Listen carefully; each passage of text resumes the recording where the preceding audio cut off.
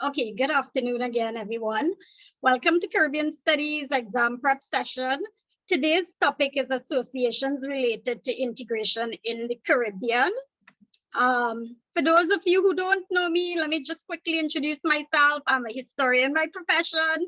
I am a senior lecturer in history at the College of Science, Technology, and Applied Arts of Trinidad and Tobago, that is COSTAT. I am the co-author of Caribbean History for CSEC. I am an autism advocate, and I'm the founder and director of an NGO called Support Autism TNT, which is based on the concept of volunteerism with a focus on youth volunteerism. Okay, so very quick introduction. Let's see. So out of that document that Cxe sent you, one of the topic was this topic about regional integration. And if you look at the syllabus, it falls in module 2. It's located within module 2. It's using Caribbean development. And the specific objective is to explain the ways in which the evolution of the integration movement in the Caribbean has influenced development in the region. Okay, and there are two sections that you have to focus on. Part A asks you for the evolution of the organizations such as the West Indies Federation, the Caribbean Free Trade Association, the Caribbean Community and Common Market, CARICOM, the OECS, or the Organization of Eastern Caribbean States, and the ACS, or the Association of Caribbean States. So that is part A. Part B looks at the achievement and limitations of a set of different organizations. Well, CARICOM comes back in this, but in addition, we have organizations such as the UE, the University of the West Indies, Cxe, the West Indies Cricket Board, the Caribbean Institute of Media and Communication, Csme, the Regional Security System, or RSS, and the Caribbean Development Bank, or CDB. Okay, so you are required to go through all these organizations in order to answer a question. Let's start. The thing is, this topic can take you all over the place. Okay, so the best way to organize this topic is by looking at key questions in order to achieve the specific objective of the syllabus.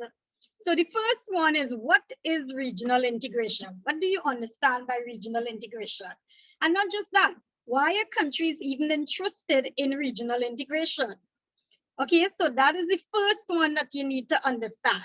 Then we could look at, what attempts have already been made to integrate the Caribbean regionally, and what factors encourage as well as hinder integration within the Caribbean countries. And then finally, which organizations were developed to promote Caribbean integration, and what are the achievements and challenges of the various organizations listed here. So as I said, it's a broad topic. It's a topic that can confuse you.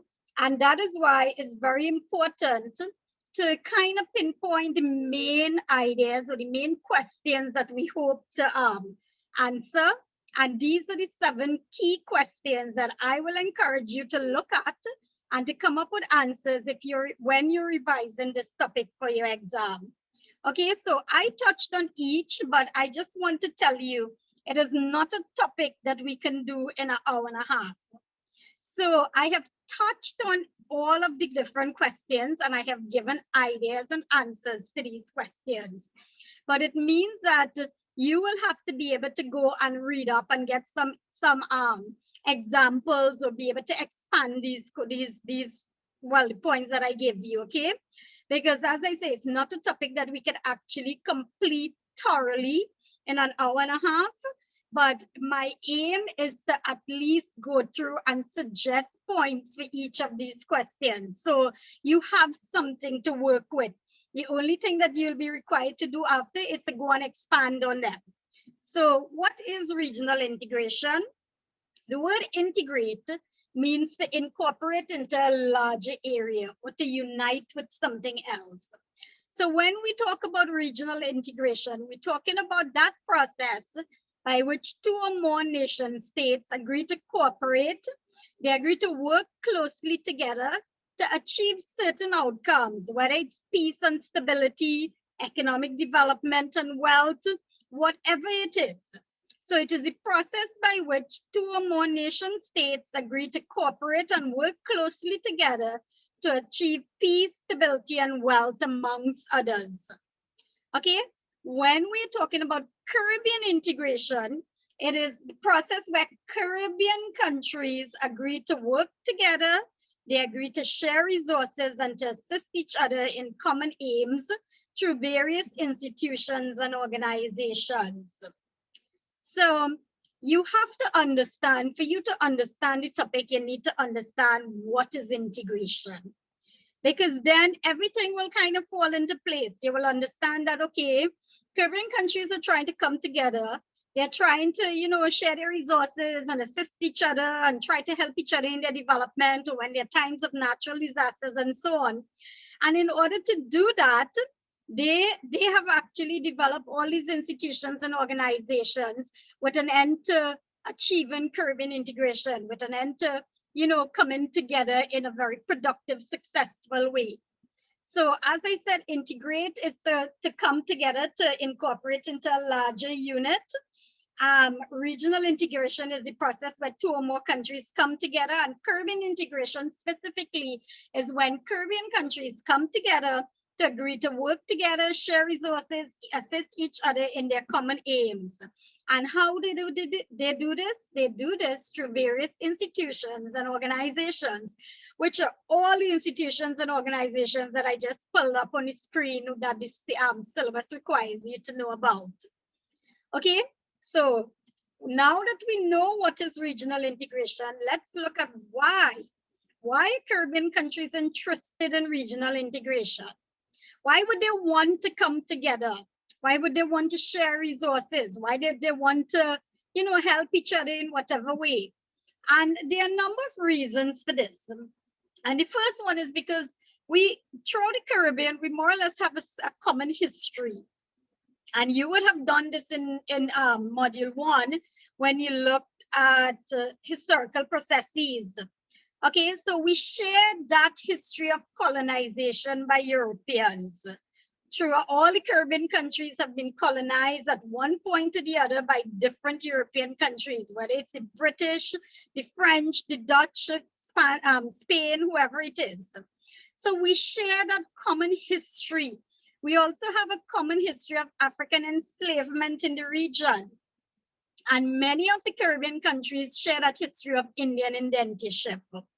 So the first reason why they might be interested in coming together or interested in having any kind of integration is because we have more commonalities than differences. And the commonalities is seen with the common history, with a shared history.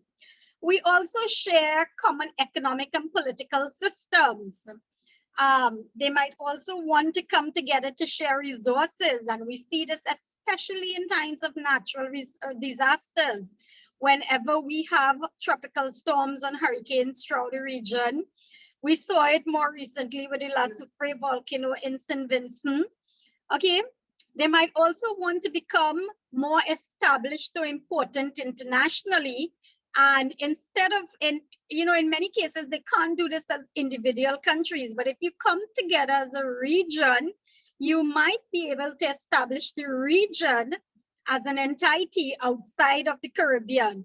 And we see that especially when we're talking about voting in the United Nations, for example.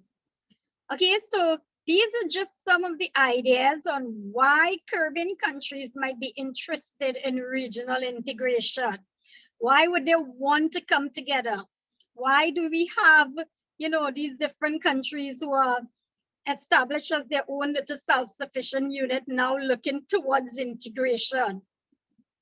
Now, what are the main areas in which integration has been attempted regionally? We have seen historically where there were attempts at political integration, and a good example of this is the West Indies Federation, which existed from 1958 to 1962. Okay, to some extent, and I kind of link legal to political, the Caribbean Court of Justice is another example. We have seen where there's economic integration, where there have been attempts at economic integration through the establishment of organizations such as CARICOM and CARIFTA, which we will come to later. We have seen where there is social integration through sports. The West Indies cricket team is a good one to use as an example there. There have been attempts at cultural integration through CARIFESTA, where all these different countries take part in one massive cultural cultural event where we promote arts and festivals, amongst other things, from all the different countries. We have also seen where there have been attempts at integration in terms of disaster relief efforts. We have seen it with major hurricanes in the Caribbean, Hurricane Mariah in 2017, Hurricane Katrina in 2005, and there are quite a few others. And as I mentioned earlier, we have seen it with the La Soufrière eruption in this year, 2020. Okay, there have also been attempts at integration of education throughout the Caribbean, as seen with CXE, with the Caribbean Examination Council. So these are areas in which there have already been attempts at integration: political, economic, social, cultural, disaster relief, education. Okay, we have a history of trying to integrate the Caribbean in terms of these different areas. And the Caribbean countries continue to work towards, expanding political and economic and social integration and so on. So it started with these and it have expanded into other, and the work is ongoing. Now, one of the things that I should tell you is, so far, all the information that I have given you has basically been background information. So if you get a question on integration, on the general idea of integration, everything that we have done so far have basically give you background information that you can use in your introduction. Okay, so if you have an essay, and I come to questions at the end of the session, if you have an essay that, examine the factors that promote regional integration, you will start off your essay by explaining what is regional integration and why Caribbean countries are interested in regional integration. And then you will get into the body of the essay. So basically everything have been background information so far. Now we really reach the interesting part. So let's talk. What are the factors that encourage regional integration? What are the factors that encourage regional integration? The first one, a common historical and cultural legacy can actually help to unite certain countries. And so that is the point. The point is that we share a common historical and cultural legacy. So again, if you're writing an essay on what are the factors that encourage regional education, one of the factors that encourages regional integration is a common historical and cultural legacy. And then you go on to explain it. What do I mean by a shared historical and cultural legacy? I mentioned before that we share that whole history of colonization. We have a common history when it comes to African enslavement and Indian indentureship. We could talk about the fact that, we have the British Caribbean, the Anglophone Caribbean, which is the English-speaking Caribbean.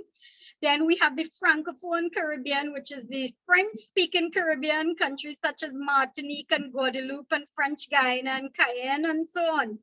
And then we have the Hispanic Caribbean, or the Spanish-speaking Caribbean. So when you have to expand on the point of a common historical and cultural legacy, you're talking about all that. You're talking about the common history that these countries share, and the cultural legacy that we share in terms of immigration of different groups, Europeans and Africans and Indians and all the other groups that came into the Caribbean, and how this actually promotes regional integration. It promotes regional integration by the shared historical and cultural legacy, by having that sense of culture and history in common. Okay?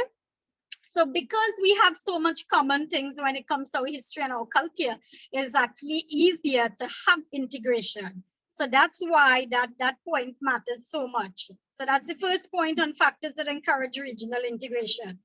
Second thing that encourages regional integration, the fact that Caribbean territories do not have much leverage internationally if they stand alone.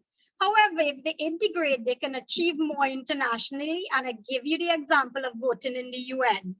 So individually, our countries in the Caribbean, we are developing countries.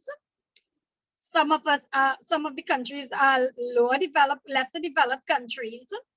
And we don't really have any impact internationally in terms of our economy, okay, or even our history or politics. But when we unite and we become a region, then you know that saying there's strength in numbers. That's exactly what it is. When we identify as a region, we can therefore have more impact internationally. The third one. My slide is blocked. 1 second.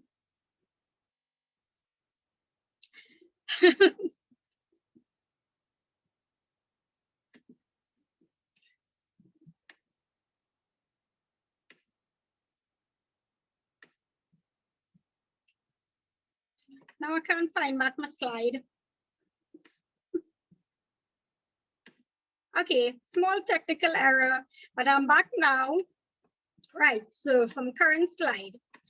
There's a need to support each other in times of natural disaster. Okay, and this is very important. And you see, it keeps coming back up. It keeps coming back up because this is one of the ways in which we really see Caribbean integration. We might have problems with economic integration and political integration and all that. But when it comes to natural disaster, we do see the most successful example of Caribbean integration. Okay, so there's a need to support each other in terms of natural disaster. And this is one of the factors that encourages integration. The region is one where hurricanes and tropical storms, as well as earthquakes, are frequent, and countries are often called upon to assist each other. And you can find many examples for this. Examples of hurricanes, example of La Soufrière, and you can use that to support your point. The fourth fourth factor that promotes regional integration is that Caribbean countries recognize that they need to come together to achieve economic development and stability, and common trade agreements, etc., can help with this. So Caribbean countries have realized that, you know what, again, strength in numbers. If they want to achieve a sense of economic development and stability, then they need to come together. They need to share ideas. They need to be able to trade with each other. They need to have infrastructure in place. And with that, to that end, they have come up with different things like common trade agreements and so on. So for example, allowing skilled workers to move freely through the Caribbean, and that is done under Csme. So because they recognize that they can actually achieve economic development and stability when they come together, that is one of the things that encourages integration. Okay, another thing that encourages integration is that the pooling together of resources can actually assist in the development of the Caribbean in general. So again, some countries are not underdeveloped. Some countries are lesser developed. Some countries are developing. Okay, there's a disparity in terms of economic development. Not every country in the Caribbean is on the same level. And pooling together resources can actually assist in the general development of the Caribbean. And I use the example of CARICOM, and CARICOM's aim to address food security within the Caribbean region. So when we're looking at the factors that encourage Caribbean development, Caribbean integration. These are the 5 factors that you can use to answer a question. In the same way, though, that we have factors that encourages Caribbean integration, to the same way we have factors that hinders Caribbean integration. Okay, so what are those factors that hinders integration? The first one is that different countries are in different stages of development, and as such, they have different priorities. And this is very important because if everyone is not on the same page, then you cannot achieve regional goals. Okay, if every country has, each country has a different agenda or a different priority, then the focus would not be on regional integration. The focus will be on the development of the individual country. So because the Caribbean countries are at different stages of development, and I keep saying some are lesser developed, some are developing, and they are not all at the same economic level. And that poses as one of the biggest problems to regional integration. The second one is that the more developed Caribbean countries are reluctant to use their resources to support those that are less developed. So yes, we see in times of natural disasters where the more developed Caribbean countries pitch in and they help, and they send aid and they send relief and they send supplies and personnel to help out and so on. But we see that only in times of natural disasters. We don't see that happening throughout. And it's for a simple reason that the more developed Caribbean countries are reluctant to use their resources because they see it as the priority is to use their resources to develop their own individual countries. Okay. If they are sending, if they are using their resources to develop other Caribbean countries, it might be at the expense of their own. Third one, many of the Caribbean countries are seeking their own interests, and such they tend to be competitive as well as jealous of and threatened by each other. And we see this happening, especially for countries like Jamaica and Trinidad and Barbados. Okay. So many of the countries are seeking their own interests, and instead of coming together to achieve a wider Caribbean interest, what we find happening is that it gives rise to a sense of competition, and they become threatened by each other. So they feel that, okay, if I use my resources to help another country, you know, I will be at a disadvantage because another country is actually building itself up, and all those ways of thinking. So that kind of mentality where you have competition and jealousy and that kind of threat, that serves only to hinder regional integration at all levels. Integration is, and again, integration is actually hindered by conflict which exists between and amongst Caribbean countries. So what we find happening is that integration is hindered by the conflict amongst Caribbean countries. And this kind of moves into the point that we had, it runs directly from the point from before, okay? Yeah, I'm trying to get it back. Okay, sorry about that. So integration is hindered by conflict between and amongst Caribbean countries. So instead of adhesiveness, instead of trying to come together, instead of cohesion, there is a big disparity amongst the countries. And each of the country and everything is kind of tied into all the points are linked to each other. Each country, because of that rivalry and because of that fear of each other, they cannot come together to achieve a common aim, a common Caribbean aim. And you cannot have integration if you don't have these various countries coming together with the same agenda, with the same goals and aims in mind. Okay? So another point is integration is difficult to achieve because countries are different rather than similar in terms of history and culture, as well as racial composition, value systems, beliefs, and so on. And now this is an interesting point, because I started off with one of the main factors that encourages regional integration was that common sense of history and identity, history and culture. But it is also a factor that I said that a common history and culture was one of the things that promote regional integration. But at the same time, not every single country throughout the region have that common history and culture. So that same point is one of the reasons why it hinders regional development, regional integration. So for example, I used the example before of the Anglophone, Francophone, and the Hispanic Caribbean, right? Now think about it. Each one of those, the countries that belong to the Francophone Caribbean, they speak a different language. The countries that belong to the Anglophone Caribbean speak a different language. The ones that belong to the Hispanic Caribbean, they speak a different language. And that itself is one of the reasons why you have a problem with integration. Okay, so yes, they may share the same common history of colonization, but the legacy of colonization is those different languages.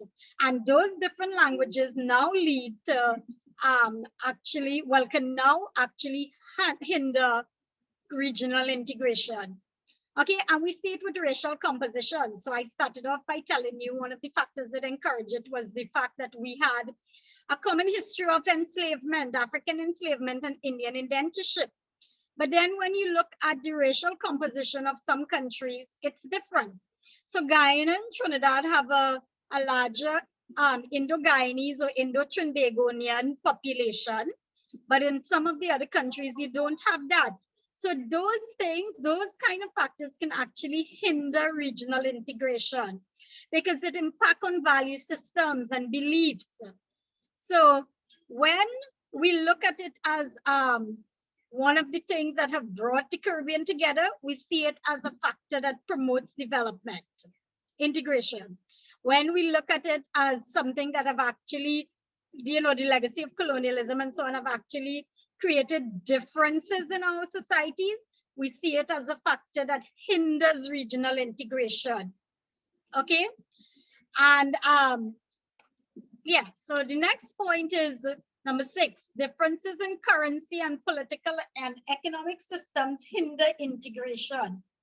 Okay, and again, we don't have a common Caribbean currency, and that can actually be a problem when it comes to economic integration and so on. Number 7, geography hinders integration as countries are scattered throughout the region and travel within the region could be costly. Ever so often you would hear me complaining that it is cheaper for me to reach Miami than it is for me to reach Jamaica or Barbados or some other really nice exotic Caribbean country. Okay, and that is because it is very expensive to travel within the region. And because of that, that is a major setback to integration because you don't have, because you have restricted travel throughout the region. Number 8, there's a lack of a common Caribbean identity, which hinders development. And this point is a spin off the point on culture and history. So we don't have a common Caribbean identity. Individuals identify as belonging to a particular country as opposed to belonging to the Caribbean. And I always say, if I ask you where you're from, you will tell me I'm from Trinidad, I'm from Tobago, I'm from Jamaica, I'm from Barbados, but you wouldn't tell me I'm from the Caribbean. The only time you will identify as being from the Caribbean, maybe when you travel outside of the Caribbean and you meet another person from the Caribbean or something like that. So for example, when I traveled very, very far away from the Caribbean, I remember going to Nigeria and someone said, where are you from? And I said, Trinidad and Tobago. And they had no idea where Trinidad and Tobago was. So then I said the Caribbean. And that made, in their mind, they could place me then. So that sense of identifying as belonging to the Caribbean, it comes from being outside of the Caribbean. So you find persons, the Caribbean diaspora, those are people who who were born and grew up in the Caribbean, but now living outside, now have migrated to other countries, or their parents were from the Caribbean diaspora. They have a more common sense of Caribbean identity than people who actually live in the Caribbean today. So we wouldn't identify as belonging to the Caribbean, we identify as belonging to a specific country. And our allegiance is to that country. Our patriotism is to that country. And because we have those individual Caribbean identities, that is a major setback for Caribbean development, Caribbean integration. Okay? Because we don't see it as we are all working towards the common good of the Caribbean. We see it as we are working towards the common good of our individual countries that we belong in. And as a result, Caribbean integration or regional integration is at a big disadvantage. Okay, so I went through so far what is Caribbean integration, why countries in the Caribbean might be interested in integration as a region. I also talk about what have already been done, in what ways have regional integration been initiated. And I just went through the factors that encourage and hinders regional integration. And at this point, I want to tell you that if you have any questions, please write it in the chat. I will try to go through it after. I know that this is a very broad topic.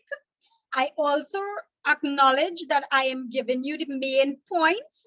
I am trying to explain the main points, but for each of these points that I have given you, you need to put examples, and that your examples will come from your knowledge of what happens in your country in terms of regional development or regional integration.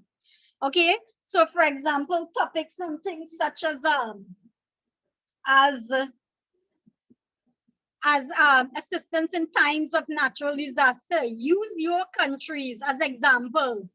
If you live in a country that was hit by a hurricane, talk about those countries that came in and helped. Talk about use examples that you are familiar with. Because when you are answering questions for Caribbean studies, you need to be able to give lots of examples of things that are actually happening in the Caribbean, in the region.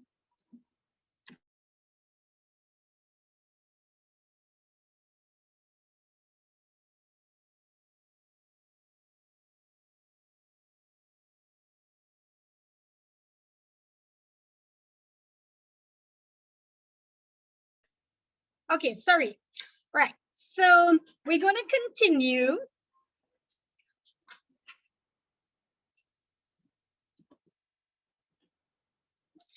Actually, before I continue, if you get a very general question, and the thing is, this topic is so broad that it's very difficult to pinpoint, to anticipate how a question can come. Because a question can come on integration in general, or it could come on one of the organizations that you have to look at. Okay, now if you get a question on integration in general, like to what extent do you think Caribbean integration can become a reality? If you get a question like that, in your introduction, you will start off with your explaining what is regional integration, explaining why Caribbean countries are interested in regional integration. And then when you have to go into it, you need to look at both the factors that promote it as well as the factors that hinders it. Okay? And you should have at least 3 or 4 factors from each side if you are writing an essay that is general and that is asking for both. So you would say that to some extent, regional integration is promoted when, and you will have all your factors on how it is promoted. And then you will say, on the other hand, regional integration has been hindered by various factors, and then you will have all the factors that hinders regional integration. So on a general essay on integration, on regional integration, you will be required to write both. And in that case, you need to be you need to be analytical. So you need to use things again, like on the one hand, regional integration can be facilitated, but on the other hand, there are factors that have hindered regional integration, or to some extent, regional integration is a reality because of, and you list all the factors that we saw promoting it. But on the other hand, regional integration may not ever become a reality because of all these factors, all these issues that are faced in the Caribbean. So you are using analytical language, you're using argumentative language, you're giving both sides to the story. Okay, and that is only if you get a question on, a general question on integration.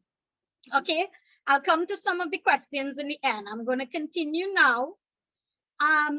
Which organizations were developed to promote Caribbean integration?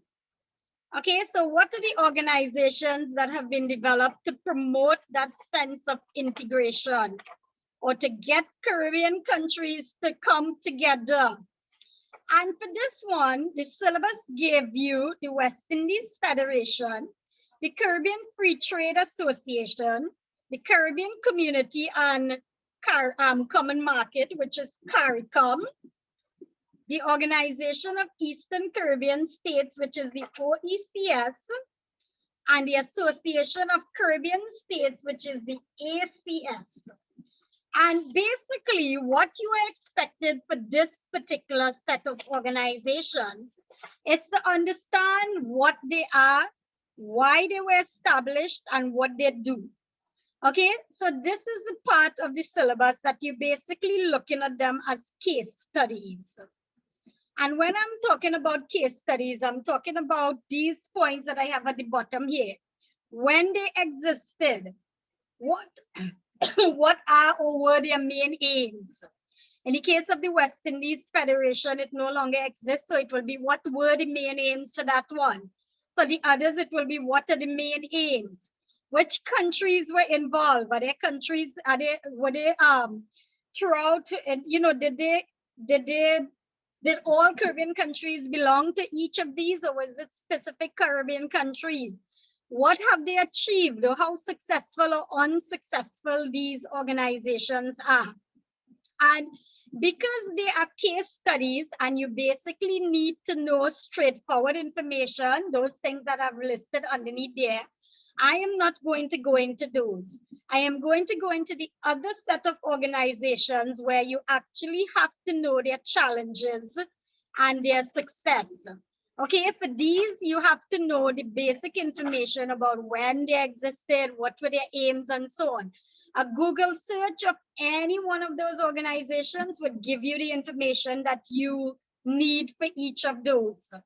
So I am going to encourage you to use these headings that you have at the bottom here and find out the information for each one of those organizations. They are very straightforward and very simple. You don't need to know, other than what I put there, you don't need to know a whole set of information. And that is something that you could find very easily on your own. However, the next topic, which is the achievement and challenges of the various organizations, is where I need to help you. I need to give you the points because it's much more difficult to find the points for these. Okay, so it's much more difficult to assess the achievement and challenges, but it is very easy to just find out when the West Indies Federation existed, when the ACS came into effect, and so on. So I am very confident that you can find the information for this from a general basic Google search. But for this one, I want to go through each of these organizations. Okay, so you understand, as I said in the beginning, an hour and a half is not enough for us to do each one in detail. But I find the one that is more difficult is achievement and challenges. So let's tackle that. The first one is CARICOM. Okay, and CARICOM is one of those organizations that have been established specifically with regional integration in mind. It was established especially to promote regional integration. And when we look at the achievements and challenges of CARICOM, there are different things that we need to know. Now, you would notice when I go through the 8 organizations that I try to give 5 achievements and 5 challenges. And the reason for that is simple. Each one of these organizations can actually come as a separate question. So yes, you can get a question on general integration, integration on the whole, regional integration on the whole, and then you will have to use these as examples.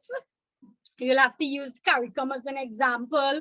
So when you talk about economic integration, you'll talk about the establishment of the Csme, or you'll talk about CARICOM and so on. But then each one of these can come as a question individually, and that is where the challenge lies.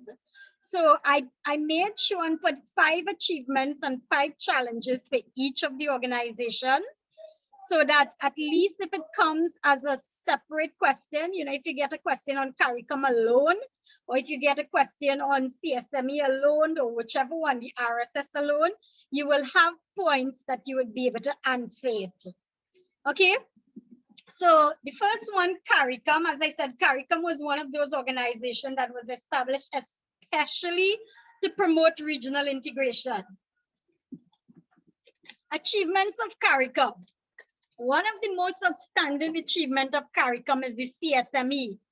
Okay, the common single market economy, and that comes up at the end. So we will come back to that. Another achievement of CARICOM is the expansion of regional markets for goods and services. CARICOM have made it easier to export to different Caribbean countries. So there's more, something that is produced in Trinidad can be sold throughout the Caribbean. I'll give you a good example. Chubby, that is produced by SM Jalil, that little nice but pretty looking bottle with soft drink, that is actually exported throughout the Caribbean. It's sold throughout the Caribbean as well as North America and Europe. But that was one of the things that we see, an expansion of that. We also see things like Cricks that has been sold throughout the Caribbean. So that's the expansion of regional markets for goods and services. We also see one of the achievements of CARICOM is that they've made it easier to travel with the CARICOM passport. So those of you who have traveled between the Caribbean country, when you enter the airport, you see it, I think in most airports, all the airports I've been to, I've seen it so far. You would see nationals and CARICOM nationals, or returning, like for Trinidad and Tobago, you see Trinidad and Tobago and CARICOM nationals. Okay, and you don't have to join the international line, international visitors line. CARICOM has also been able to promote Caribbean industries. So you have that sharing of resources for the development of different industries. A good example will be the cement industry, okay, and the oil industry. CARICOM also promotes Caribbean culture, and this is done through CariFesta. So CARICOM came up with something called CariFesta, which is basically Caribbean festival. Okay, and all the different Caribbean countries, they would come together in a different country every year for what we call a grand show of Caribbean culture and art forms. And you will have performances for the whole entire week. You will have where tradesmen are able to sell their goods and so on. Craftsmen and so on are able to sell their goods. So those are 5 of the most outstanding achievements of CARICOM. Now the challenges to CARICOM. 1, the economic differences make it difficult to achieve goals. So at the beginning, I mentioned to you that not all countries exist on the same economic level. We have the lesser developing countries, we have the developing countries, lesser developed and developing countries. We see a disparity in economics, okay, in the economic level of these countries, and that makes it very difficult to achieve the general CARICOM goals. The second one, individual countries' nationalist tendencies take precedence over Caribbean nationalism.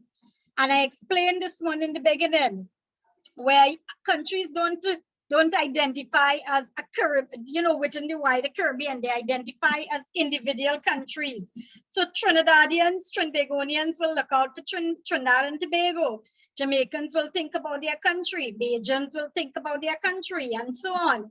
And that kind of limited perspective or limited nationalist tendency, it really is a big hindrance or a big challenge to achieving a wider Caribbean nationalism or achieving the goals of CARICOM. Some countries have different aims from that of CARICOM. So not all countries agree with everything that CARICOM sets out to do, more or less. You also have the fear of mass immigration by wealthier countries like Trinidad and Tobago and Barbados. You know, they always feel as if they're going to be inundated by migration from the smaller, the lesser developed Caribbean countries. And then the fifth challenge to CARICOM is the lack of a common currency to help facilitate easier access to trade. Okay, so when we're looking at achievements and challenges of CARICOM, these are the main ones. It's not limited to these alone. I have just pulled the main ones, so you can use this in your exam, in your essays. Okay, but there are others, but these are the main ones. UE, the University of the West Indies. So the achievement of UE, it unites academics and scholars across the region. It facilitates distance learnings, thus broadening learning and training within the region. And a good example of that is UE Open Campus. The fact that in the countries where you don't have a general campus, a big campus, you have an open campus. They use them as a base for open campus. And the UE Open Campus is done through distance learning. And basically anyone throughout the region where there's an open campus office or open campus is based can do courses, degrees, and so on. So it facilitates distance learning. And I should tell you that UE Open Campus have been doing this a long time. It's been more than 25 years. Okay, before COVID-19 came and forced everyone to change to an online platform, UE Open Campus was trying to facilitate distance learning. And the main reason for that is that they were trying to reach those countries where you did not have a UE campus. So UE campuses are in Barbados, Cable Campus, in Jamaica, Mona Campus, and in Trinidad, St. Augustine Campus. But the other countries that did not have campuses, UE was trying to reach out to be able to reach students in those countries. So for example, St. Lucia and so on. Okay. The third one, it encourages research specific to the needs of the Caribbean. And this is one of the biggest achievement of UE, because ever so often they will do research, the university will fund research on what is needed for Caribbean development. Okay, and then they will encourage or they will develop courses in those areas. So for example, 20 years ago when the region was trying to develop agriculture, they started offering degrees in various aspects of agriculture. The traditional degrees were medicine, law, and engineering. But then they started offering degrees in a variety of areas. And this was done because of the research needs of the Caribbean. So they conduct research to find out what exactly is needed for Caribbean development. And that have also led to the offering of different degree programs in those areas. The fourth achievement of UE, it trains professionals in all fields who can contribute towards Caribbean development. So the idea is that, you know, persons who do degrees, undergrad, postgraduate degrees in UE, they are being trained, they are being educated and trained, and that they can now give back to their society, the Caribbean society. Of course, that doesn't always help, which I'll come to in a bit. But, well, that doesn't always happen, but that is one of the ways, one of the things that they have been able to accomplish. Now, another one is they offer a diverse curriculum that is suited to the needs of Caribbean countries. And again, they do research to find out, you know, what are the programs that would actually help in Caribbean development. Do we need to offer programs in media and communication? Do we need to offer programs in agriculture? Do we need to offer programs in whatever area? But they basically conduct research to find out what is necessary, what is needed, what Caribbean countries will benefit from, and then they go into those, they offer programs in that. So their curriculum is very diverse and it is suited to the needs of the Caribbean. Okay, having said all that, there are many challenges that UE face. And one of the main challenges that some of the campus still specialize in specific programs. So for example, when I was an undergraduate in UE, law wasn't offered, only first year law was offered at the St. Augustine campus. And if you did, after you did first year law at St. Augustine, you had to go to Cave Hill campus to do second and third year, and then you had to come back to Heward Law School. So you still have students having to travel, okay, within the Caribbean. I know in traditionally that was the same with engineering. Engineering was offered at the St. Augustine campus. So you had students from throughout the Caribbean coming to UE, St. Augustine to do engineering. So you have those kind of specialization in specific programs according to campus. And because of that, you still have the need to travel to countries to do those specialization. The second challenge of UE is that it's very costly to study at UE. And a best example of this is medicine. Now, in some cases, the governments of different countries supplement the costs or the tuition costs. Okay, so in Trinidad and Tobago, for example, anyone who's doing an undergraduate degree program, and this is beside the GATE program, the cost, the tuition cost is already supplemented by the government. And in addition to that cost that they have to pay, that is already supplemented, students from lower economic background can also have access to different levels or different amount of funding from the GATE program. But generally, for other Caribbean countries where governments have not supplemented the cost of UE tuition fees, it is very costly to study at UE. Okay. The third challenge of UE is the competition that UE faces from foreign universities. Now, if someone gets a scholarship, Trinidad and Tobago give national scholarships. From this year, we started giving 100 national scholarship, which was a decrease from 400 from the year before. But if you get one of those open scholarship, it allows you to travel to study anywhere in the world. And in 100% of cases, the students don't choose to study at UE, they will go abroad. Because there's that competition from foreign universities where students see the foreign universities as higher level of education and learning and so on. Okay. Next one, UE faces economic difficulties because of irregular or uneven contributions from countries. How does UE work?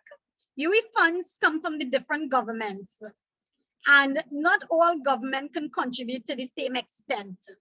I mean, in addition to trying to get external funding from organizations and institutions and research boards and so on, the countries, the governments throughout the Caribbean would contribute towards UE, you know, and that have been very irregular and uneven over the years. And because of that, UE tend to have economic problems ever so often.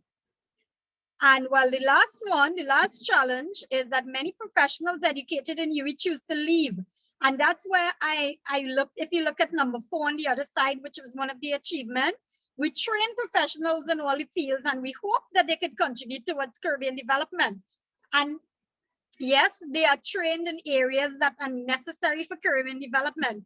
But what we see happening is that many of them, they migrate and there's a brain drain in the region. So many times our brightest, most intellectual minds, they migrate to other countries. So although they are trained in fields that can contribute to Caribbean development, the Caribbean doesn't really benefit from them. Okay, so that's for UE. Let's continue. Cxe, Caribbean Examination Council, your favorite organization. So what have Cxe accomplished? Other than putting you all through stress to do your exam next week. Cxe have actually accomplished quite a few things that should be noted. One, because of Cxe, there's a standardization of education across the Caribbean. Students do the same curriculum and the same exams. And that is a significant accomplishment. Okay, there's a standardization of education across the Caribbean. So it doesn't mean that the secondary school education, whether it's as O levels or A levels, it doesn't mean that one country is seen as better, another country is seen as, you know, the worst place to study and so on. Because it is standardized, you have the same curriculum and you have the same exams. And that is one of the biggest accomplishments of Cxe. Before Cxe, students would write GCE, which came out of London, University of London exams. Okay, and then, well, we got rid of that and we now have CAPE and CSEC exams. The second one is the curriculum is developed specific to the needs of the Caribbean. And this one is also very important because you would see almost ever so often Cxe or CSEC adds extra new classes, new subjects, not classes, new subjects. Okay, food and nutrition, art, you know, a lot of different things that they keep adding. And that is because they're constantly doing research to see what is needed for the development of the Caribbean. And they try to develop those subjects that will actually contribute towards Caribbean development. So that is one of the accomplishments of Cxe. Another one is that the syllabi, which is always the plural of syllabus, promotes knowledge of the region as subjects are Caribbean based. Hence why you are doing Caribbean studies, but not just Caribbean studies. Generally, the subjects are Caribbean based. So you are supposed to, when you finish CSEC and when you finish CAPE, you're supposed to have a very good idea of the Caribbean. And if you pass through CSEC and you feel that you didn't learn anything about the Caribbean, when you reach CAPE level and you have no choice and Caribbean studies is optional, you will be forced to learn about the Caribbean. So basically, Cxe promotes that knowledge of the Caribbean. Okay, Cxe encourages Caribbean integration through the development and sharing of common aims and goals. So Cxe headquarters is based in Barbados, and Cxe is in touch with all the countries where you have Cxe, where you have CSEC and CAPE exams. And that in itself, that sharing of ideas and that common goal and aims that you have, that alone facilitates Caribbean regional integration. Okay. And well, the last one is it offers certification at the secondary and associate degree levels. So those are some of the achievements of Cxe. As much as we might not want to acknowledge it, because right now Cxe just have you stressed out. At the same time, we need to see that Cxe have accomplished quite a lot. What are the challenges though to Cxe? The Caribbean-based education limits wider knowledge as perspective. And this is a serious problem because we are in an age of globalization. You know, the world is a small place. There's so much interaction with the Caribbean and the wider world. And if everything that you are being taught is Caribbean-based, then it limits your knowledge of the wider world. It limits your perspective. Your perspective are restricted to the Caribbean. And that is one of the challenges that we face. The second one is Cxe management is often criticized for not achieving highest levels of professionalism. Needless to say, the best example of this is what happened with the 2020 exams. And those of you who are in upper six and who are doing it, who wrote, you know, who in lower six and wrote exams last year may have went through that whole stress of trying to get your exam remarked and so on. So that is one of the major challenges that, you know, management has often been criticized. And the biggest criticism came last year. Last year that fed into this year on how they handle the exams and the whole process of remarking exams and so on. So that's a good example for you to use if you get a question on this. The third one is the curriculum leans towards the wealthier, more developed Caribbean countries. Example, Trinidad and Tobago and Jamaica, while smaller ones are omitted. And if you think about it, most of the examples, even in Caribbean studies, most of the examples I am giving you are about the larger countries. Okay, So the smaller ones are omitted. And that is a serious challenge for Cxe to really achieve regional integration. All the countries, big or small, wealthy or less wealthy, must be incorporated into the curriculum. The fourth one, limited resources to transition to online learning. And we would have seen that again with the arrival of COVID-19, where, you know, we, Cxe didn't have the resources to transition to an online learning. So instead of having online exams, you all have to go out and write your exams, which puts you at risk.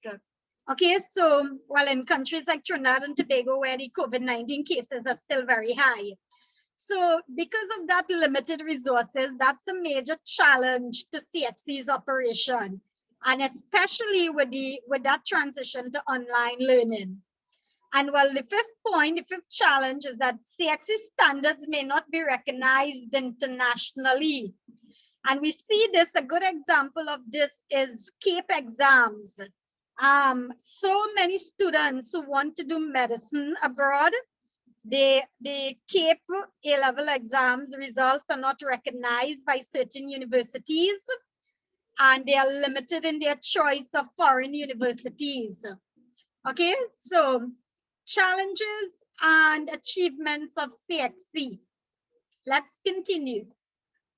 The West Indian cricket team, West Indies cricket team. For those of you who are cricket fans, you might note that the biggest achievement of the West Indies cricket team is that it have been able to promote cricket regionally. Okay, that is the first thing. Sorry, the West Indies Cricket Board. So the West Indies Cricket Board, through the West Indies cricket team, have been able to promote cricket regionally. The second thing it have done again through the West Indies cricket team is that it influences the creation of a regional identity. And I told you before where, you know, we see where Caribbean countries, you as a citizen of a Caribbean country, don't say I'm from the Caribbean unless you're outside of the Caribbean. You'll say I'm Trini, I'm Bajan, and I'm Jamaican, I'm St. Lucian, and so on. But when it comes to cricket, we see where there is that sense of a regional identity when the West Indies cricket team is playing. Okay, so that is the one time where we actually see a regional identity taking precedence over individual national identity. The third achievement of the West Indies Cricket Board, it recognizes and celebrates outstanding cricketers. So they have the West Indies Cricket Hall of Fame, and they have recognized and celebrate outstanding cricketers so that many of our younger ones growing up today, you know, they ideally should have heard, should know, you know, of all those famous cricketers that come out of the West Indies cricket team and come out of the Caribbean region as a whole.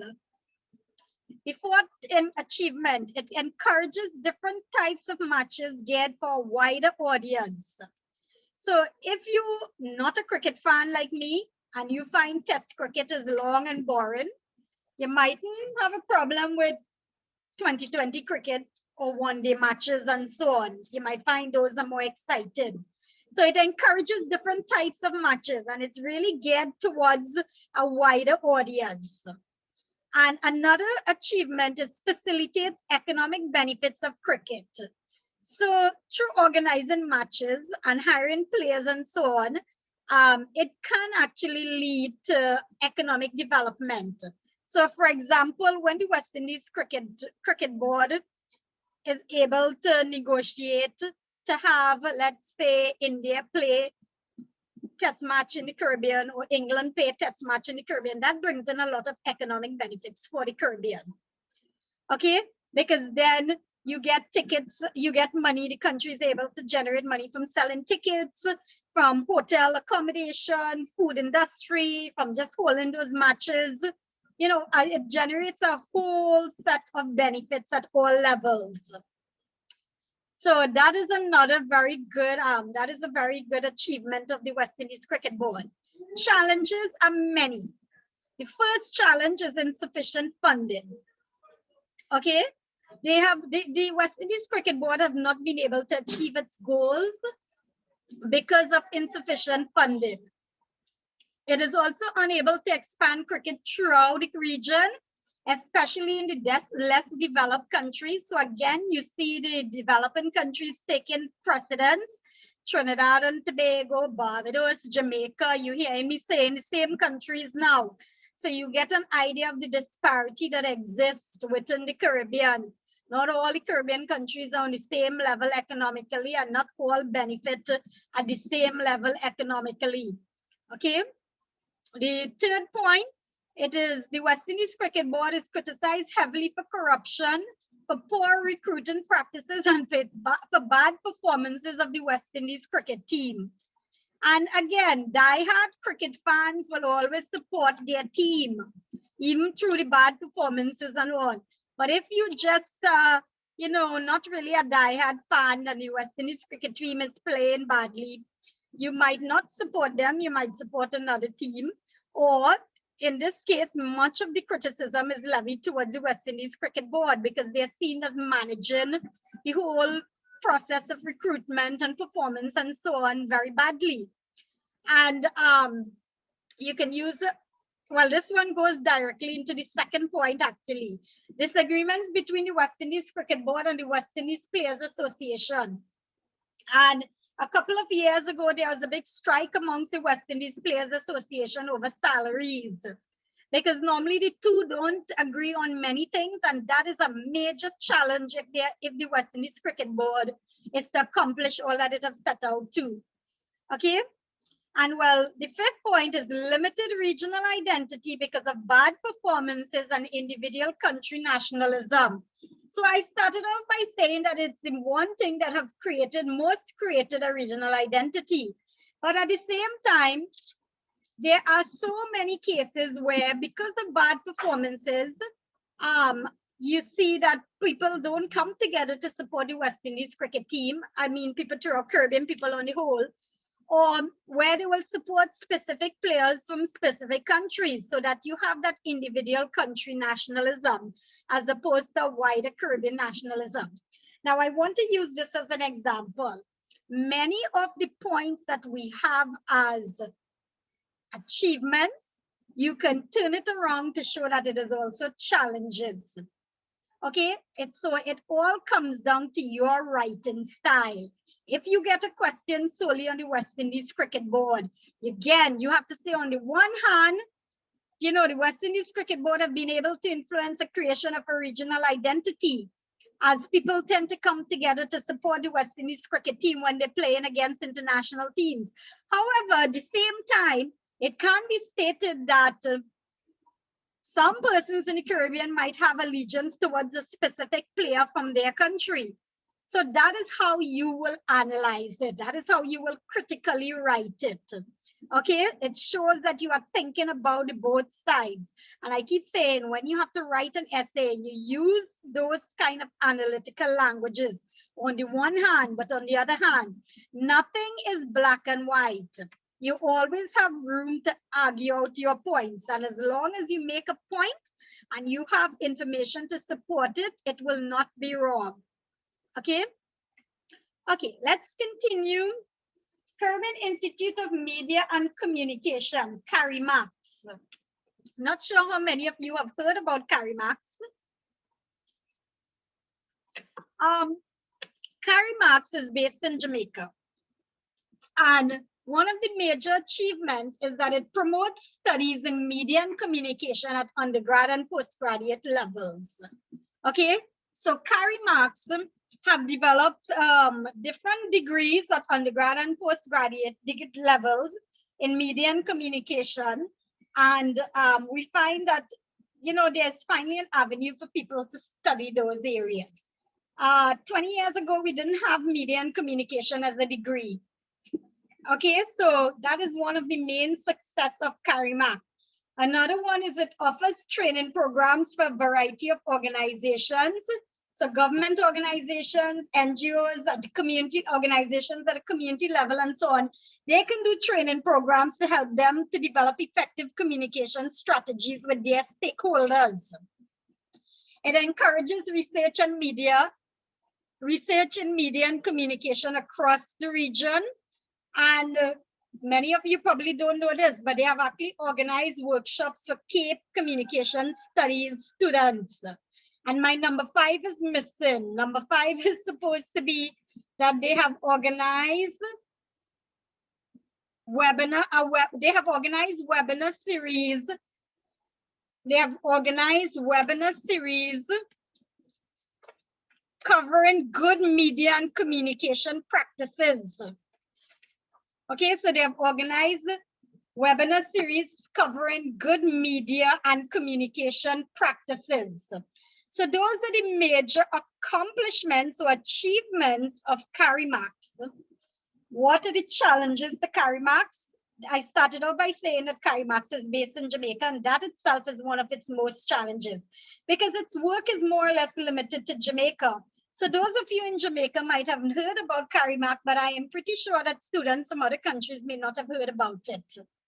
Okay, because their work is more or less limited to Jamaica. So their regional impact is not as significant as they had hoped, not as yet. And the reason for this is the second challenge, insufficient resources to make much of an impact. Okay, so for CARIMAC to be able to really reach out to the Caribbean and be a main facilitator of regional integration, the regional governments need to pump more money into expanding its resources. And this leads to the third point. Restricted physical space means a limited number of students. So up to a few years ago, they could only accommodate an average of about 30 students. And that, of course, is a serious problem because that limits their work. And if their work is limited, then they would not be able to achieve regional integration. They're not marketed well. They're not well marketed throughout the Caribbean. And the final one, they have adopted a very narrow approach to media and communication. And again, it's Caribbean based, it's not global. And because in this day and age of globalization, we need to be able to competitively, we need to be able to compete globally. When we approach a Caribbean-based strategy, it limits us as the Caribbean. Okay, so that is one of the challenges of CARIMAC in accomplishing regional integration. Okay, I'm seeing a lot of messages popping up in the chat. I will try to have a look at it in a bit. The Caribbean Single Market, CSME. Now, CSME I mentioned in the beginning when I started off. So it's a Caribbean Single Market and Economy. And the CSME was basically adopted. It's a direct organization or direct, how do I put it? Yeah, it comes directly under CARICOM. And it is actually the basis of CARICOM's economic integration. So CARICOM hopes to use the CSME to achieve economic integration throughout the Caribbean. Okay, what have it been able to achieve so far? Through the CSME, there have been an easier movement of skills and labor throughout the Caribbean. Through the CSME, there has been the movement of goods and services within the region. And I gave some examples before, Chubby and Cricks and so on. There's been the free movement of capital, technology, and entrepreneurship, very important for Caribbean integration and development. There have been a larger markets for a wider range of goods and services. And the CSME encourages competition while establishing Caribbean brands.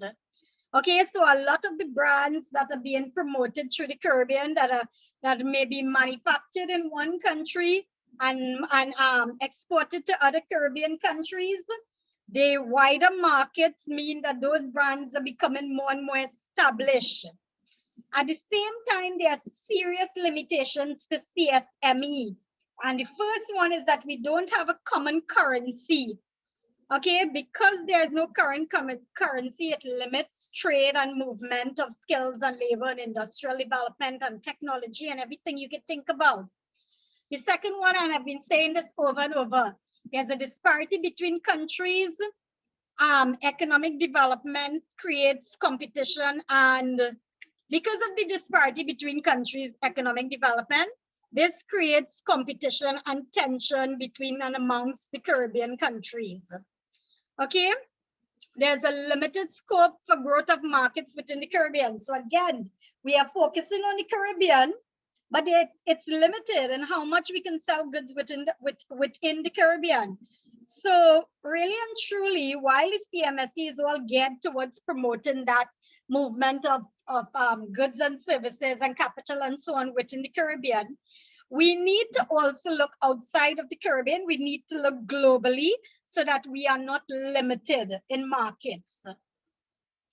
Less developed countries unable to compete effectively in terms of marketing their goods and services and so on. And restricted movements.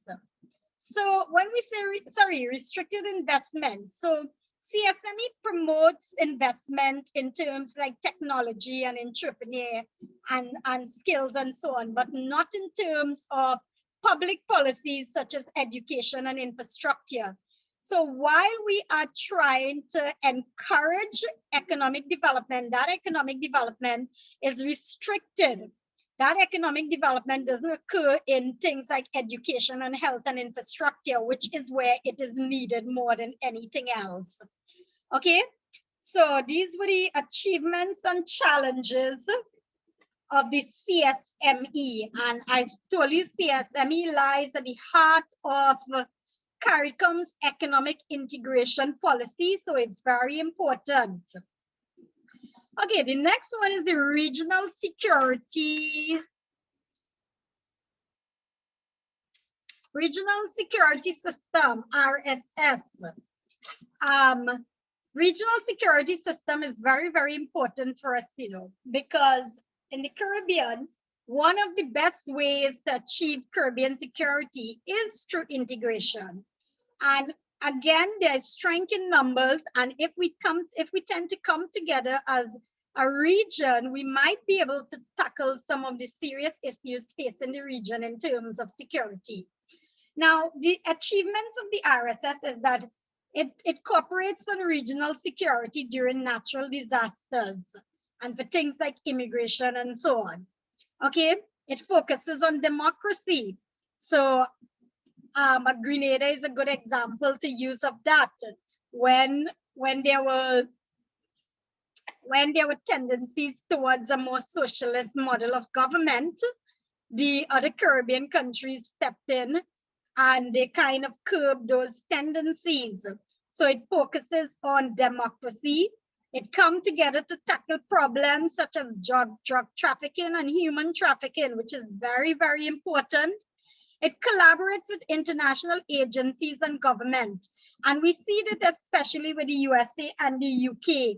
So we see where there's collaboration with the Drug Enforcement Agency in the US, for example, in terms of training and strategies. They will normally bring in the agents from the Drug Enforcement Agency would come in and they would train our Caribbean personnel on strategies to help with drug trafficking and so on.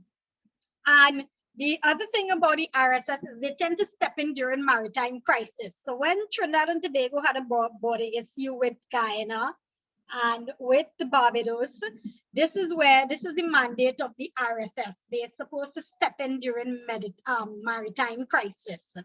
Okay, and to some extent they have been able to do that, but they're very, very limited. So the main challenges for the RSS is lack of funding. And again, funding to ensure that infrastructure is placed to ensure the security of the Caribbean region. So not just in terms of training and personnel, but in terms of things like having enough equipment and sensors and vessels, all these things to be able to track down the drug traffickers and the human traffickers and so on. So lack of funding is very, very important. It has been one of the biggest challenges of the RSS. Another challenge is it's ineffective in solving security issues. For example, drug trafficking. Instead of actually being able to slow down the drug trafficking in the region, there have been an increase in it. Okay, so much of its strategies are ineffective. The next thing is not all countries have the same agenda. And again, unless all the countries come together, it is very difficult for the RSS to have a common aim and a common agenda and fulfill it. So they need all countries to be on the same page. Not all CARICOM members are part of the RSS, and this limits the work of the RSS. And it doesn't have any clear policies to accomplish its goals. And all of these challenges, all these points I have on the challenges, they are linked together, okay, because they all seep into each other. It is very, very difficult for them to do their work and to really have a serious impact in the Caribbean region because they are faced with serious challenges. Okay, so that brings us to the end of our different organizations. And you can see why I skipped off the ones like the first set with CARICOM and do it because we really needed to focus on this. Okay, so, oh, I forgot one, Caribbean Development Bank. Caribbean Development Bank is also very, very important because it is one of the main organizations or the main institutions that have been developed with economic integration in mind. Okay, it have been able to encourage investment in the Caribbean, especially in crucial areas such as education and poverty reduction. It provides technical advice and training to member countries to help them develop their resources and use their resources effectively. It promotes the Caribbean region internationally. Okay, so outside of the region.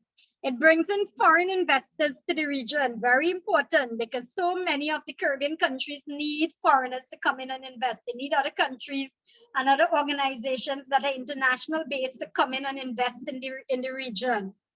And they have been successful in encouraging the development of projects geared towards regional development. So the Caribbean Development Bank has been able to do that to encourage projects by giving loans, for example. And those loans are normally go towards projects that will actually help the general population. They're normally public projects. So things like education, okay, infrastructure, building roads, water supply, things like healthcare, health services. So a lot of the loans or the money that is pumped into the Caribbean from the Caribbean Development Bank, it goes towards regional development projects. Now, that said, there are still challenges that they face. And the first challenges is the disparity between countries. And again, you see it keep coming up. Because they are more and less developed countries, not all countries operate on the same page and at the same level. And that is a serious challenge of the CDB, the Caribbean Development Bank. Also, so much of the investments that are coming in from outside, from internationally, they're not geared towards public services. So much of the investments that are coming in are not geared towards health and education and infrastructure. Okay, they gear more towards industries, for example. So at the end of the day, that investment is not making any real impact on the life of people in the Caribbean. In addition to that, too many countries have high debt. So many of them who take loans, they are unable to pay it back. In addition to that, inadequate resources to have a real impact. So the CDB doesn't have the resources to really help. The extent of development needed and the extent of help needed by some countries far surpass that of the resources of the Caribbean Development Bank.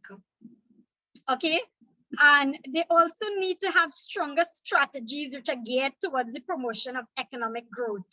So that is strategic planning is one of their challenges.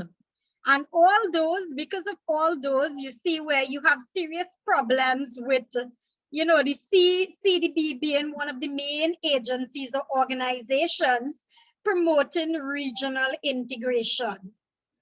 Now, I have run through everything more or less, except the organizations that I've listed under case studies that you can pull with a simple Google search.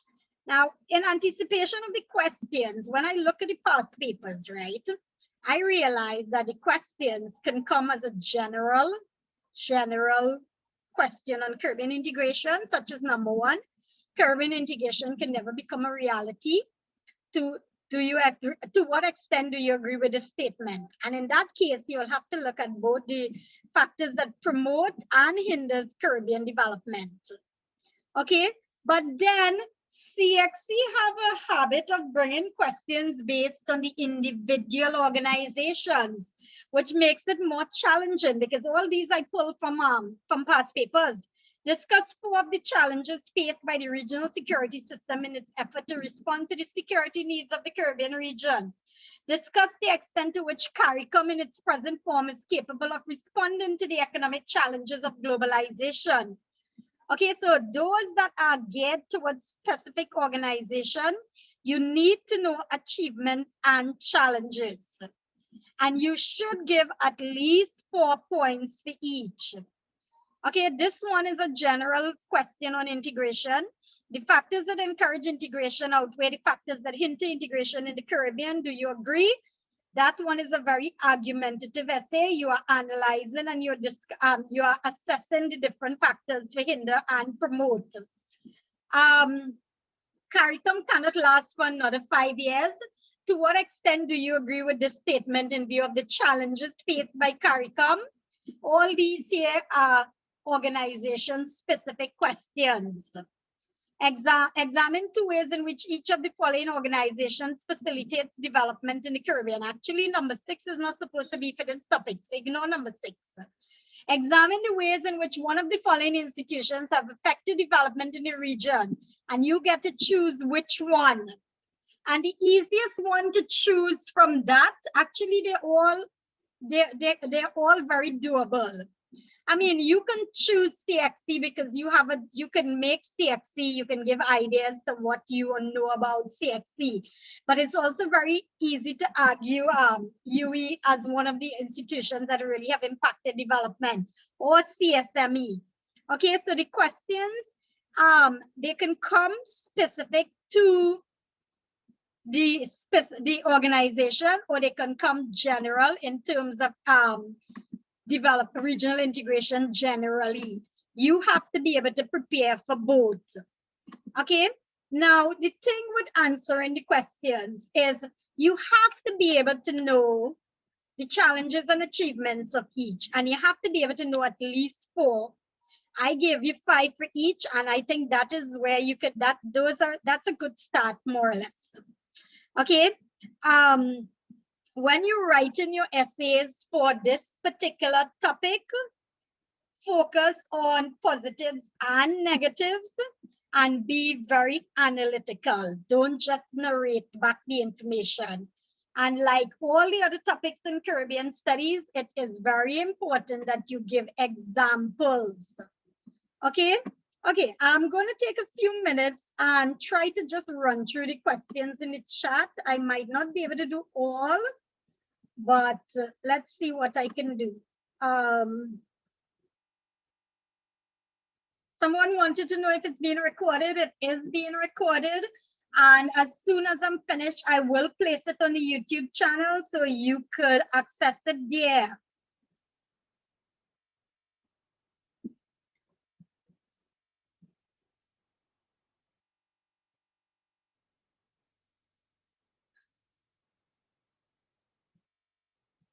Okay, I'm just seeing a lot of good afternoon. Good afternoon to all of you who wrote in the chat.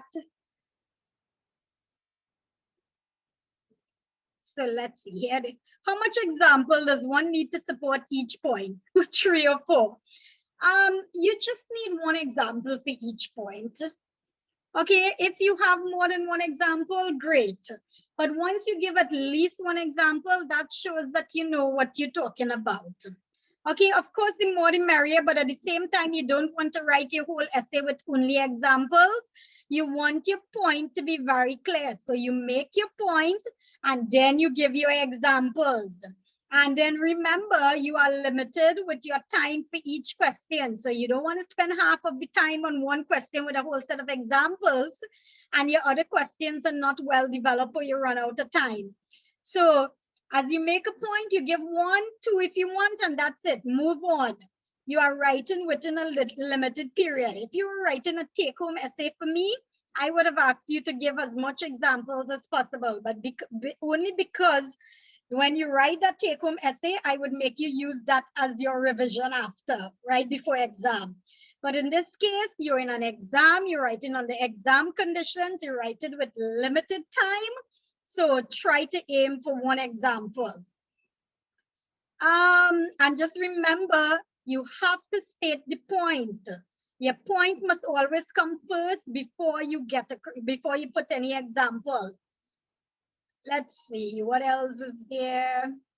Sports be used as an example. I'm not sure at what point you asked that question, but sports will come in very handy for when we spoke about the West Indies cricket board. Okay, and cricket specifically. How is CARICOM in its present form capable of responding to economic challenges of globalization? I wish we had enough time to run through that question. That is one of the questions that is from the past paper. What you have to do is you have to go back to the section where I did CARICOM, and you have to pull out the challenges and adapt each of those challenges to globalization. So when you're thinking, the main thing I can tell you is when you think in CARICOM, think CARICOM is geared towards the Caribbean. The Caribbean doesn't exist in isolation. The Caribbean is just one region in the world.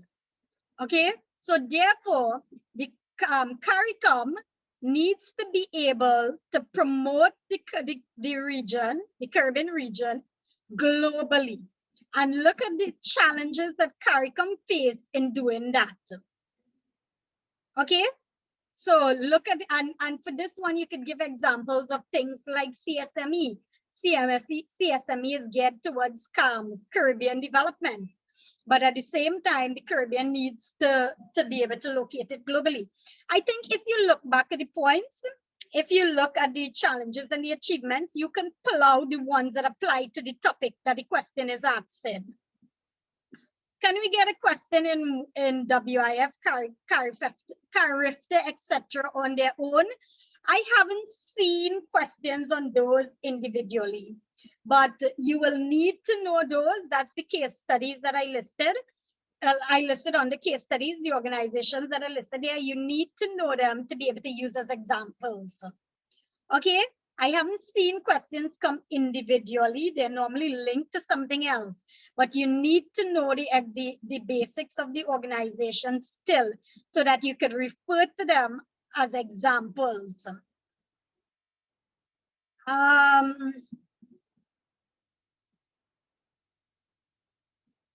CARIFTA was transformed into CARICOM.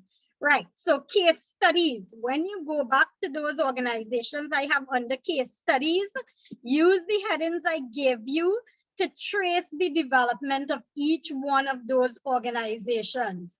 CARIFESTA is one of the things that CARICOM have implemented. Okay, the other question was on that. It is one of the things that CARICOM have implemented. Going down again. Is it a bad idea to criticize Cxe for how they handle 2020 exams in our essays, since it will be Cxe people marking our papers?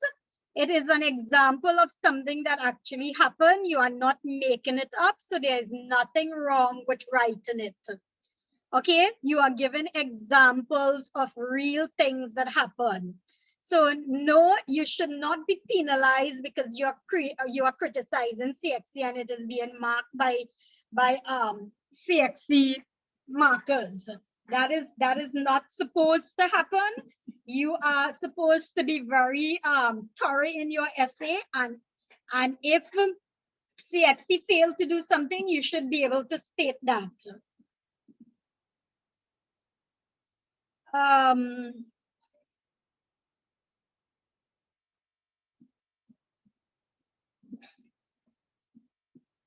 I'm seeing all the criticisms of Cxe. Those are all very good examples. Can example 3 be extended to say that perhaps cricket is an all-round sport? So cricket players may have low morale when other matches rolled around. Is cricket an all-round sport, all-round sport in the Caribbean? Because yes, we have matches, we have 2020, we have CPL, we have all these things, we have test cricket, but is it all round? I mean, is it happening all the time throughout the Caribbean? How many times do we see Caribbean West Indies cricket players actually leaving to go and play for teams in IPL and so on? So that might be something that you want to think about. It's not really all wrong, and somebody commented that I think cricket is seasonal. Now, ideally it should be, because I mean, we basically have the weather for it, but in theory it should, but in practice we see where test cricket occurs at a certain time or CPL occurs at a certain time, and the rest of the time we don't hear anything about cricket. The same thing, even if it's not at that professional level and it's at secondary school or primary school level, it's the same thing. Okay. Someone discussed the benefits of a common currency. So if you have a common currency, you basically makes it easier to trade throughout the Caribbean. It facilitates easier trade arrangements, but simple as that. Okay, because then everybody, all the countries are operating with the same currency. There's not one currency higher than the other, or not one currency fluctuating and so on. So it standardizes the cost of goods and services and so on. Makes purchase between countries easier and more accessible, yes. So the answer to those questions, we have some good points there. Let's see, what else? It unifies the economy between countries and can help less developed countries, yes. Will I be having another Caribbean studies session? Unfortunately, I won't. I have a session with my regular group this weekend coming up that I am opening up for anyone who wants to attend, but I just want to warn you that it is limited participants, because for that session, you will be doing past paper questions and so on, and I would need to interact with you all individually. I'm not sure if the host shared the flyer for that. That session is on Friday and Saturday. Can you share the Friday and Saturday? Okay, so that's not like this where it's a big lecture. That's more hands-on and more trying to answer questions. Try really revising through questions, and it's a very intense session. So I usually do it with my regular students, and I am opening it up. So I think the hosts have shared the flyer. If you're interested, send me an email soon, because there'll be a limited number of students. It's very difficult to handle large amounts. When I do large amounts like this session, it has to be a lecture style session. But when I do the revision session, I need them to be more hands-on. Okay. Okay. What is stopping a common currency from being developed? You see that point I keep making about the disparity between countries' economy. The wealthier countries feel as if though they will be devaluing their currency. So that is a problem right there. The differences in the economic disparity. Some countries are more focused on developing themselves than others, yes. Different level of developments. You all have all the answers. This is excellent. I think you know exactly what you're talking about, and I don't think you will have a problem in your exam. Okay, I think there's a lot more questions. Let's take a few more.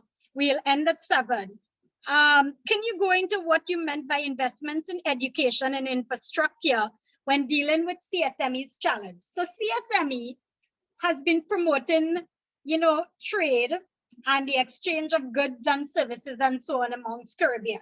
They have also been promoting international investment in the Caribbean. When international companies come into the Caribbean to invest, they invest in industries and they invest in goods and services and so on. They don't invest in public policies or in public infrastructure. So things like education and health and infrastructure, that is roads and water and electricity and so on, those are seen as the responsibility of the government. Okay, so when foreign investors come in, they're not going to invest in those things. As far as they're concerned, government is responsible for that. So yes, you might have all this investment coming in and taking place in the Caribbean, but government might not necessarily use its resources, its capital properly to invest in things like education and health and so on, and that will prove to be a problem. So industries might develop, but education system might be a mess, or the healthcare system might be a mess. So that's what I mean.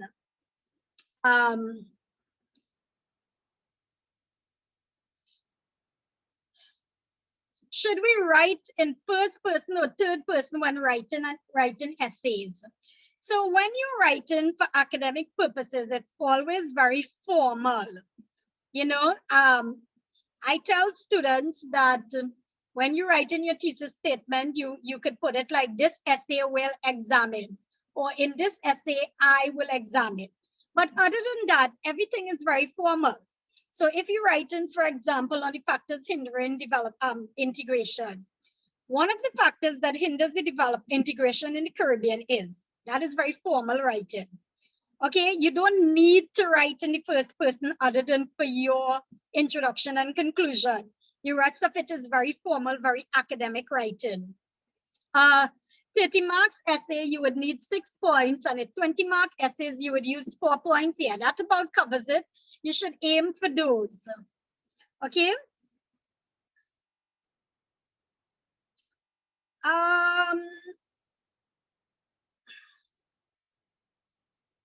Okay, a lot of them are response to questions. That's very good. The document on the essays, the format of the exam, that is on Cxe website.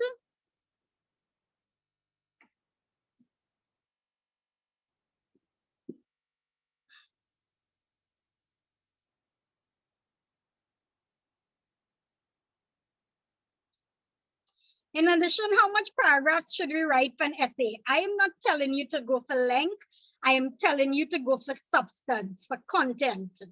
So for me, you have 1 introduction paragraph, 1 conclusion paragraph, and your body in between depends on the amount of points you have, and points that make sense and are relevant to your thesis statement, to what you are arguing or discussing in your essay. So you aim for, if it's an essay where you have to give positive and negative, for at least 3 or 4 points of each. Okay, some point might be 1 paragraph, some point might be, sometimes 2 points might be placed in 1 paragraph. It all depends. Just remember, your paragraphs are not going on and on and on for an entire page. A paragraph is 8 to 10 sentences, and you make your point very clear. So it doesn't make sense that you just writing and writing and writing and you're going all over the place. You want to make your point very, very clear, and you want to be able to explain it or give examples to support it. So yes, we're not going for length, we go in for content, we go in for substance, we want to answer the question. Okay, aim for 3 to 4 points for each side. What is the difference between Csme and CARICOM?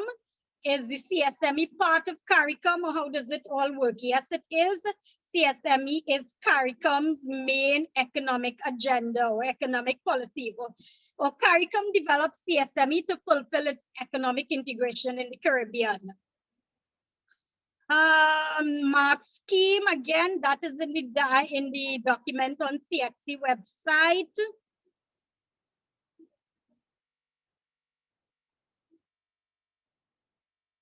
Okay.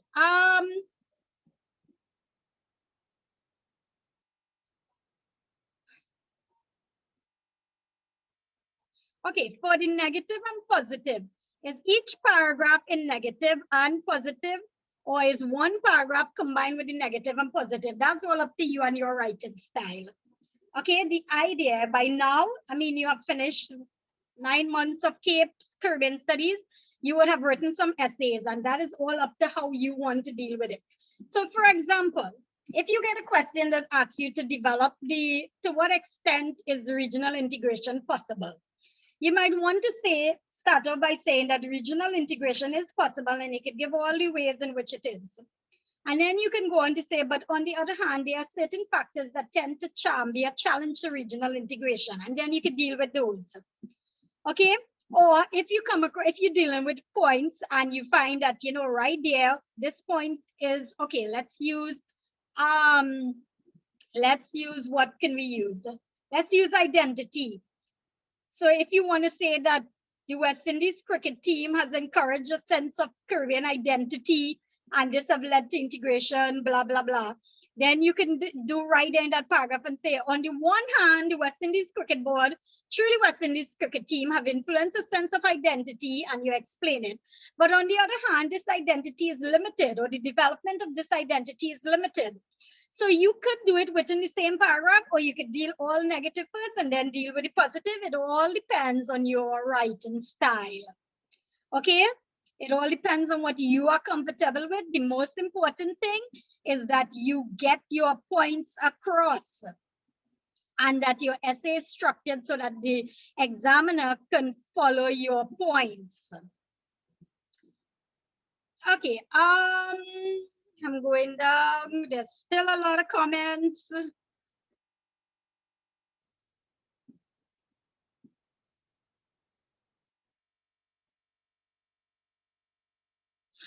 I believe you can use your example as well, as long as you emphasize on that example enough to get across your point. So the ideal situation is to make your point and then give an example to support it.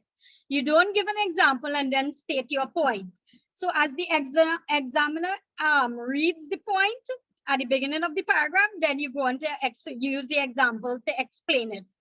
Okay? Always state your point before. Always state your point. Okay, so I think that's about it. The rest of the questions are more or less the same. How many organizations did we cover? All 8 organizations that are on the syllabus. Yeah, I think that's about it. So I'm going to end there. Let me end by saying again that I will upload this to the YouTube channel in a few minutes as soon as it's done. And I see Maya, the host, have shared the flyer.